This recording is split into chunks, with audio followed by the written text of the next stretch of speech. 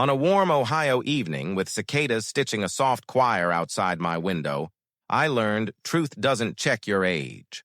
He thought I was straight, the neighborhood dad, the ball cap coach, the steady handshake. He was wrong. What he didn't see was the quiet quiver in my chest each time he laughed, the way hope woke up in me like morning light. This is the story of how friendship became courage, and courage became love. And it surprised us both. If this story touches you, please like, subscribe, comment, and share. Your support helps more people feel less alone today. My name is Michael, and I was the sort of man folks in our town didn't look at twice. I coached Little League, I shoveled the neighbor's sidewalk, I brought potato salad to the church picnic in a glass bowl that used to belong to my mother. If you needed someone to sit with your dog while you were at the dentist, I was your guy. I wore the same navy jacket every fall until the cuffs went shiny. I had an ex-wife named Claire, a daughter named Grace, and a truck that rattled when the radio was on but made you feel safe just the same. I liked deviled eggs at the diner and the routine of the same waitress who called me Hon. I liked the smell of new lumber at Sutter's Hardware, and the way the high school marching band sounded a little off but still moved people to tears at halftime. Things in my life were careful and predictable, because I learned early that routine is a quiet shelter when the weather of your heart is unpredictable. I was 49 that summer. The walls of my life had been painted by other people's expectations. I'd done a decent job of keeping them clean, and for a long time I told myself that was enough. It's what good men did, right? You keep your head down and you keep showing up. My parents taught me that. A lot of parents did. They loved me, and they taught me to be steady. They also taught me to keep certain truths folded, like old letters you tuck into the Bible and pass by with your fingers pressed together. The first time I saw Jonah, it was at the community center. The building used to be a schoolhouse, and you could still see the shadow of the old bell if the sun hit the roof just so. The county was running a food drive, and I'd promised Ms. Evelyn, who had the personality of a small, determined thunderstorm, that I'd help load boxes into people's trunks. The gym smelled like dust and oranges, and the floor creaked like a man with sore knees. He came in carrying a tower of canned peaches with his chin. Tall, lean, with the kind of calm you notice even when the room is loud.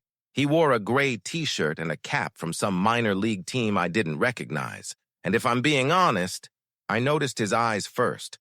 They were that hazel that shifts when the light changes, like a field when a cloud passes.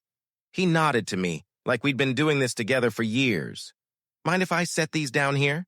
he asked, a smile flickering at the corner of his mouth.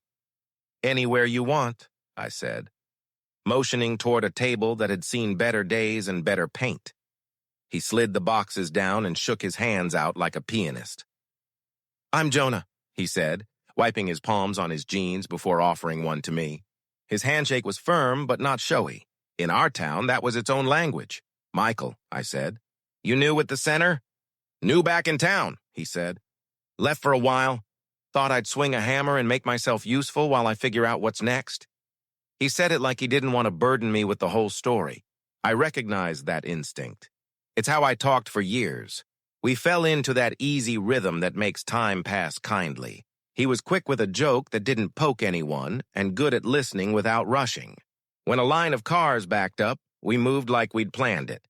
He'd stack the heavy stuff on the cart. I'd wheel it out, we'd exchange a few words with the driver, and then we'd be back at the double doors before the squeak faded. He asked about the best coffee in town and the cheapest place to get tires that didn't blow out on the highway. I told him to avoid the coffee by the laundromat unless he liked it tasting like a burnt apology, and he laughed big and bright in that gym that had painted kids' handprints along the wall. We ended our shift with paper cups of lemonade at a folding table, elbows barely brushing, watching the last truck pull away.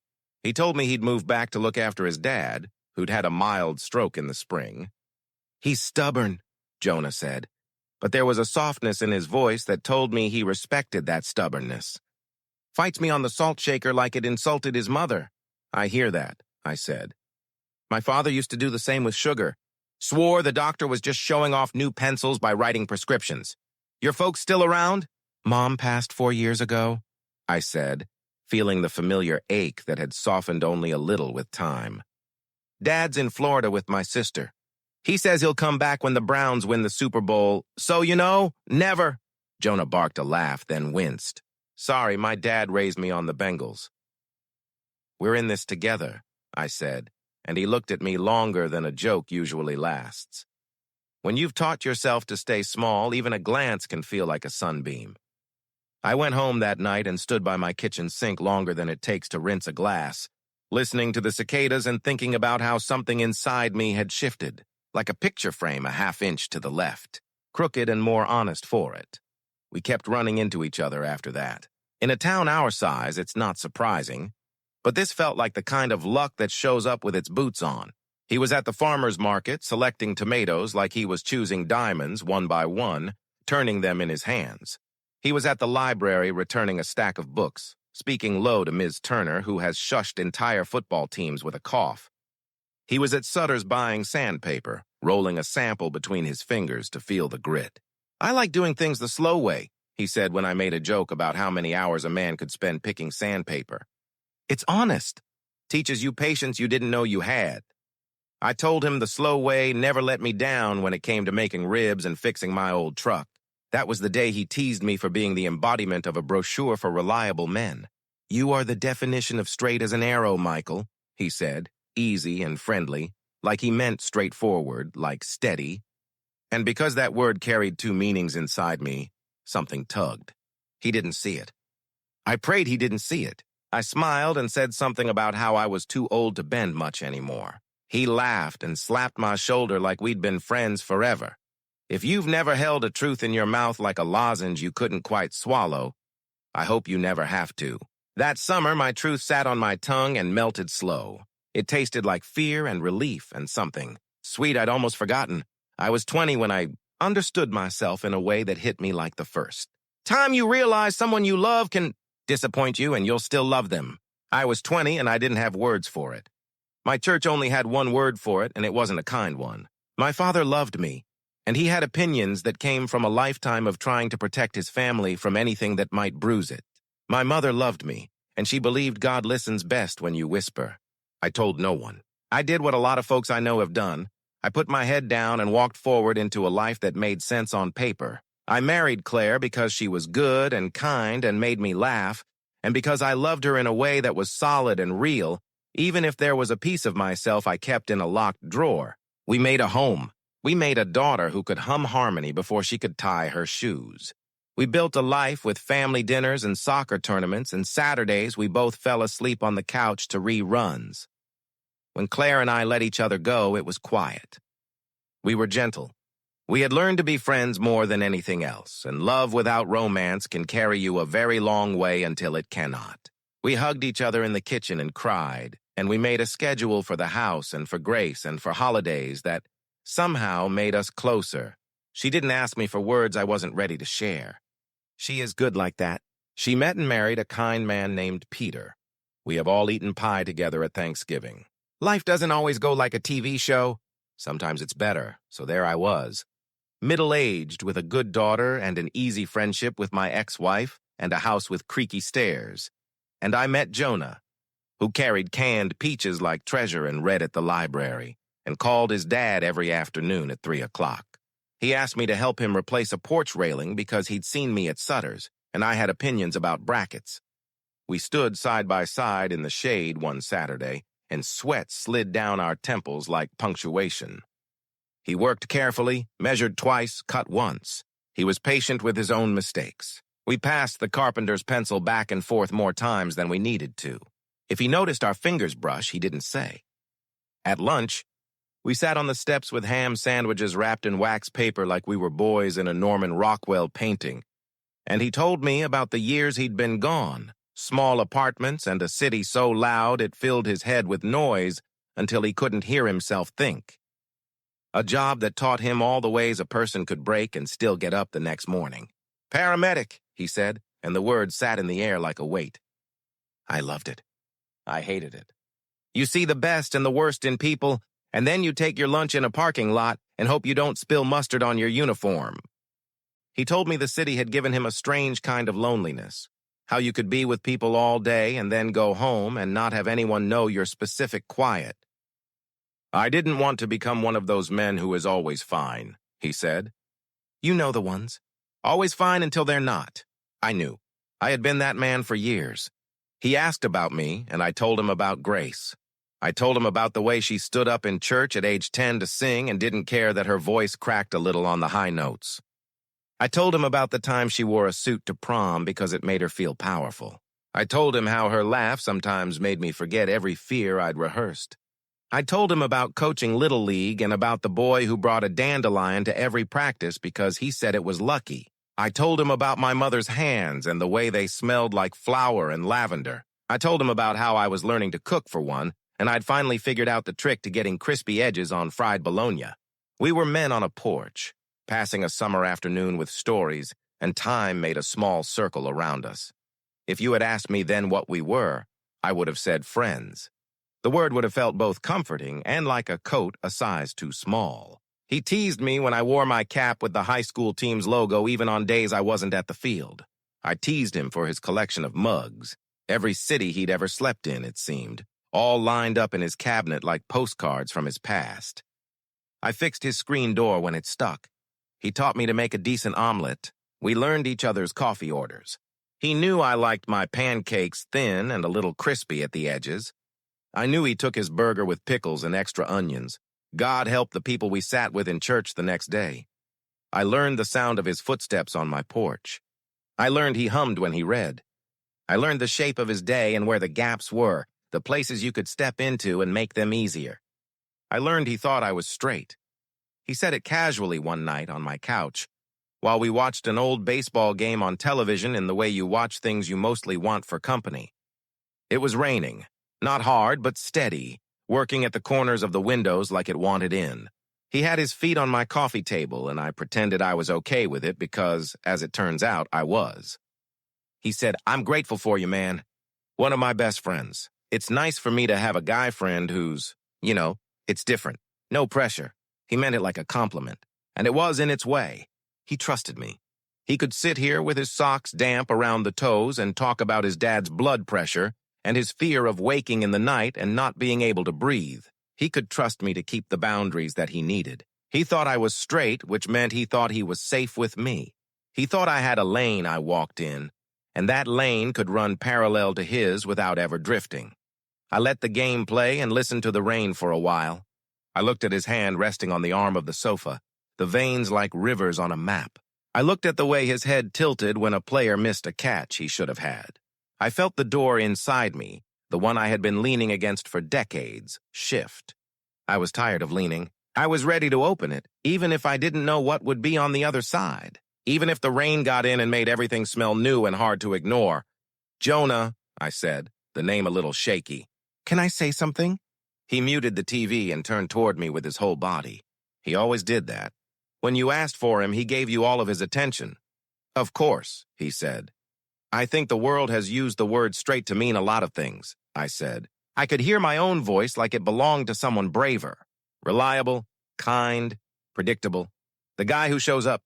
I'm those things. I hope I am. But I'm not straight. He blinked once, twice, slower than you'd think. You could chart a life in those seconds. Fear, confusion, recalibration, mercy. I watched his expression soften like a cloth warmed by the sun. He didn't move. Neither of us did. The rain kept at the window like a metronome. Okay, he said, and then softer. Okay. He didn't rush into anything else, and I loved him a little for that, before I had allowed myself to know I loved him at all. I haven't said that out loud to many people, I said, and my throat felt like it had broken into petals. I always wanted to say it clean, not like a confession, like a piece of the story that makes the rest make sense. He nodded. Does your family know? Claire knows in the way she knows me, I said. We never named it. Grace, I paused. I haven't told Grace, not in words, but she knows her dad. She's 19. She sees me. My father doesn't know. My sister might guess. My mother... I stopped and let the ache be what it was. My mother would have been gentle about it. She would have made tea and cut slices of pound cake and said, all I want is for you to be kind and to be loved. Jonah's eyes shone, not wet, but bright. I think she'd be right, he said. He looked at me hard enough that it felt like a blessing. And here's what I want you to know. I'm here. If you want to talk, I'm here. If you want silence, I'm here. If you want to watch baseball and never mention it again, I'm here. The relief that rolled through me was not a flood. It was a river widening in spring, gentle and unstoppable. I didn't cry. The rain did enough of that for both of us. We turned the game back on and watched a man in a uniform swing at a ball like everything depended on it. And sometimes it does, and sometimes it's just the next swing in a long season, and both can be true. I didn't sleep much that night, but not because I was scared. I lay in bed and felt like the room was letting in more air. I remembered being 20 and walking circles around the block so my head wouldn't explode with thoughts I couldn't name. I remembered being 33 and changing a diaper in the middle of the night and thinking, I'm going to keep this small person safe, and not knowing then that the small person was me, too. At 49, I finally believed there might be a place in the world where I could stand and not angle my shoulders to fit. The next morning, I called Claire. We scheduled it like adults. She came by with muffins because that's who she is. We sat at my kitchen table and I told her what I'd told Jonah. She took my hand and squeezed. I've loved you in every version, she said. You're a good man. I always wanted that for you. For you to know that about yourself. She asked about telling Grace and I said I wanted to. She smiled, nervous and proud. She will probably tell you she already knew. If she doesn't, she'll tell you she loves you. That's the thing you can count on. She was right. I called Grace that afternoon and we sat on the back steps with the sun lighting the maple leaves like stained glass. I told her and she laughed, not unkindly. Dad, she said, leaning her head on my shoulder. I love you. You're you. Nothing else changes. Also, this explains your weird crush on the weatherman. We both laughed then, loud, and the maple shook a little like it wanted to join in. We told Peter. We told my sister. I wrote a letter to my father because paper sometimes does the listening when people can't. I told him I hoped he'd still call me every Tuesday to argue about the best grocery store rotisserie chicken, because he and I had made a home in those small arguments, and I wanted that home to stay standing. He called me the next day. We didn't talk about the letter at first. He told me about a new neighbor with a dog that barked at everything but butterflies. He told me his tomato plants were stubborn this year. Then he said, Son, what you wrote. His breath hitched. You're my boy. You know that. I do, I said. And I was 49 and also 5, standing on the porch waiting for my father to come home from work, feeling my whole body light up at the sight of him. He cleared his throat. We'll take the rest slow, he said. I'm not as fast as I used to be. We laughed. He told me he'd call again on Tuesday, and I knew he would. I wish I could tell you that after that. Everything fell into place like a snap of a puzzle piece. But the truth is, life is not a straight line, and that's part of its mercy. I told Jonah I did not want to rush. I told him I wanted to move like a man learning to dance in a kitchen, small steps, the refrigerator humming like a low note in a song we would learn to sing. He said yes. He asked me to go with him to check on his dad one afternoon, and we brought over a roasted chicken and potatoes and green beans, and his dad ate 2 plates and declared I was better than Cable because I didn't repeat myself as much. Jonah and I started to use words we hadn't needed before to explain what we were to each other. Friend still fit, but it wasn't the only coat in the closet anymore. We sat closer on the sofa. We cooked side by side without talking because our bodies understood each other in that useful way you can't always explain. The first time his hand found mine and stayed, we were on the bleachers at the high school, the field lights making halos you could see through the gnats. A freshman tripped rounding first base, and the whole crowd did that collective inhale people do. I felt Jonah's fingers touch my thigh, search, and then slide into my palm. We didn't look at each other. We didn't need to. We watched that boy get up and brush dirt off his knees and wave at his mother, who was yelling his name like he'd come home from war. Our town held its breath and then let it go. And in that tiny wave, in that place where lives overlap in small ways, we let our breath go too. We kissed for the first time in my kitchen because kitchens are where families are made. It was a Tuesday. We had just washed the dishes. There was soap on his wrist and the smell of garlic on the air. He looked at me the way you do when you're checking to make sure both of you are seeing the same horizon. "Is this okay?" he asked. He always asked. I nodded. We leaned in slow, older men who had learned that slow is not an apology. It's a prayer. Our lips touched, and it wasn't fireworks. It was a door opening into a room with a lamp you'd been meaning to turn on for 29 years. It was light falling on a table, and you realizing your hands look like your mother's when they're resting. After that came the small kindnesses that made the days good. He remembered to adjust my back porch light so it didn't flicker. I put an extra pair of reading glasses in his glove box. He fixed the wobbly leg on my kitchen chair with glue and patience. I learned what kind of tea he drank when he couldn't sleep. He learned my schedule so well that when he said, "You've got a parent meeting at 6, I didn't argue about whether I did. He was right. I had students who needed me to be steady. I stood in front of them during the day. And in the evening, I let myself be held. People in town noticed because people always do. Mostly, they noticed that we were happier. There were a few tight smiles, the kind that say more about the person wearing them than they do about you. Ms. Evelyn patted my arm at the market and said, "I always knew you had good taste," which was her way of saying she was on my side. The Reverend said, "Love is patient," and he didn't have to say anything else because he'd already said scripture. My mailbox filled with seed catalogs and coupons, the same as always, because the mailman didn't care who held my hand when the sun went down. I walked into the diner more than once with Jonah, and the waitress called us Hun like always, put 2 menus on the table, and made sure the coffee pot didn't run dry. We had a scare in the fall, the kind that reminds you how fast the wind can change. Jonah's dad had a second stroke, worse than the first. I went with Jonah to the hospital where the halls smell like scrubbing and the machines beep with their own stubborn rhythm. We waited. We sat in chairs that were made by people who don't believe in softness. He paced. I stood up and sat down and stood up again and did nothing useful. When the doctor finally came out, Jonah's hand found mine like it had never left. The news was hard, but not the worst. The doctor used words like therapy and rehab and months. We took them like people take winter. Heavy coats, soups that simmer all day, a resolve to keep the driveway shoveled. We became a team, the sort of team you build in the daily.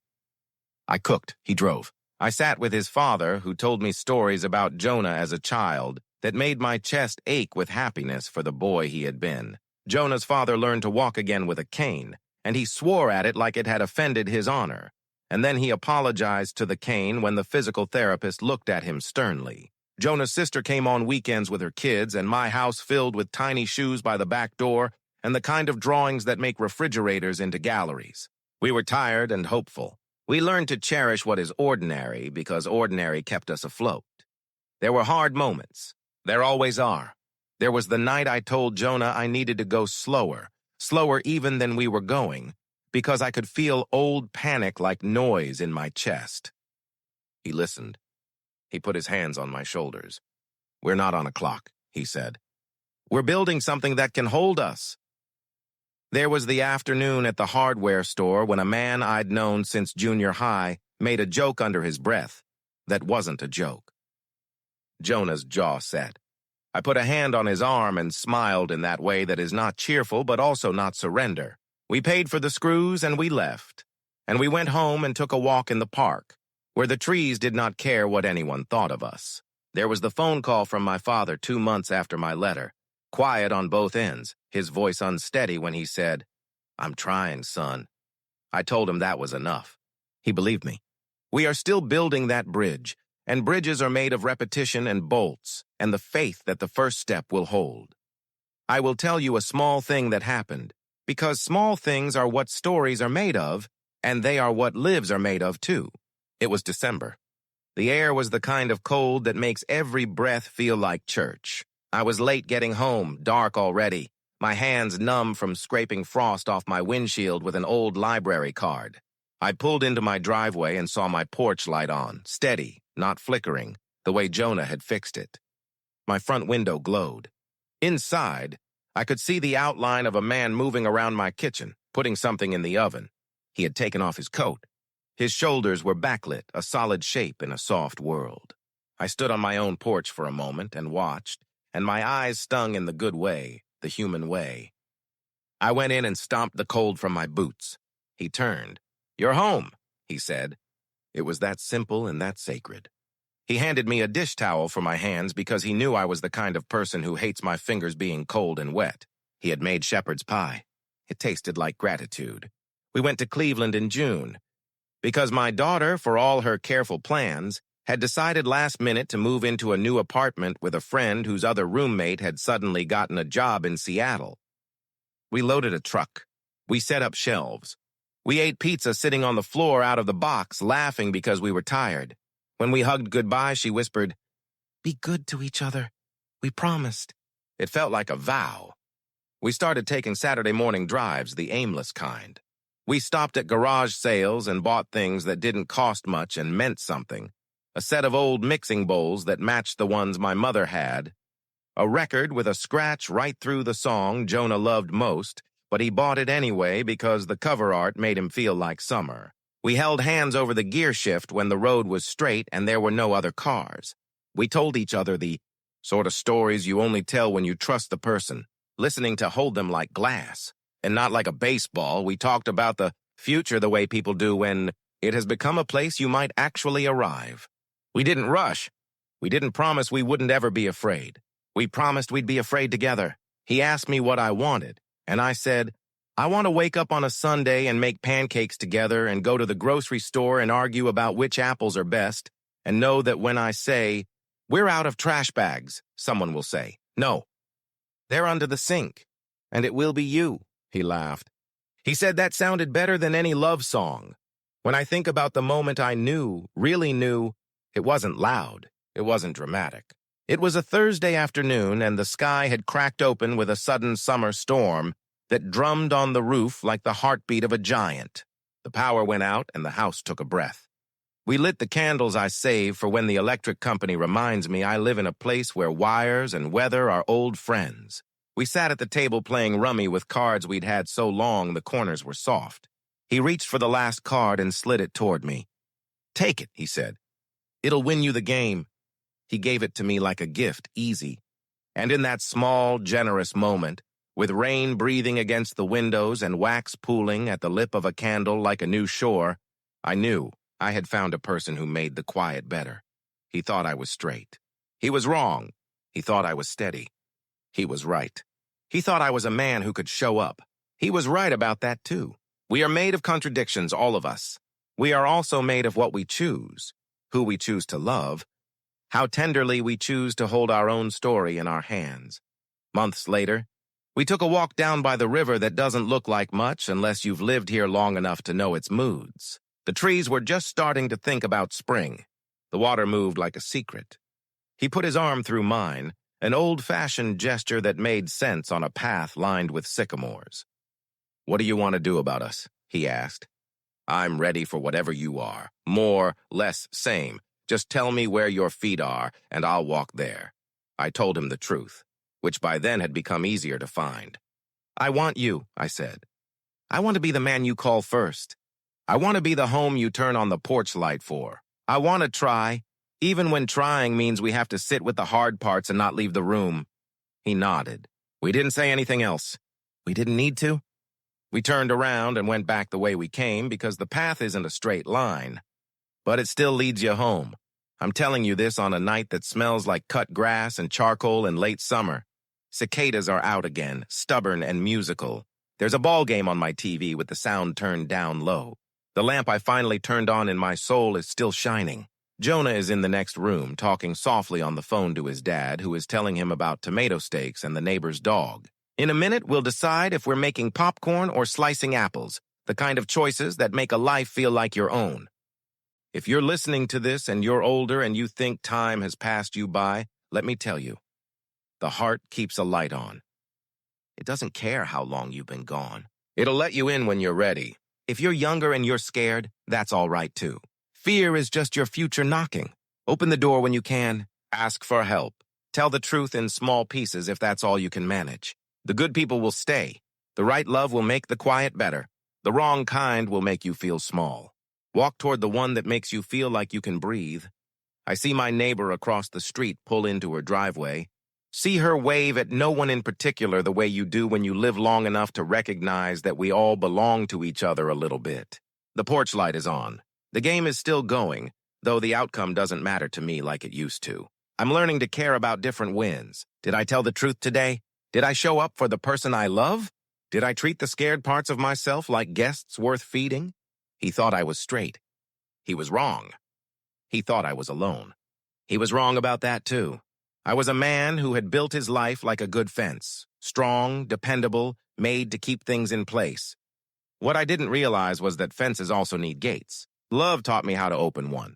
Love taught me that you can walk out into your own yard and find the night sky waiting, broad and generous, and that you can stand under it with someone whose hand knows the shape of yours without looking. In the end, that's the story. It's small and enormous at the same time. We didn't have a big party to tell the town. We didn't make a speech in church or announce anything at the diner. We lived. We brushed our teeth in the same room and learned which side of the bed didn't make our backs ache. We bought a plant we never remembered to water enough, and it survived anyway, stubborn because it learned from us. We argued about the way I loaded the dishwasher and then laughed because arguing about dishwashers is how you know you're safe. We watched the first snow fall from the porch under blankets like a couple of teenagers, and we watched the last of the spring storms fade, clouds sliding away like a curtain. Revealing evening, when Grace brought someone home to meet us. A person with dimples and kind eyes and a voice that told you they were listening. We sat around the table and told stories. I watched my daughter watch me, the way children do when they are measuring their lives with yours.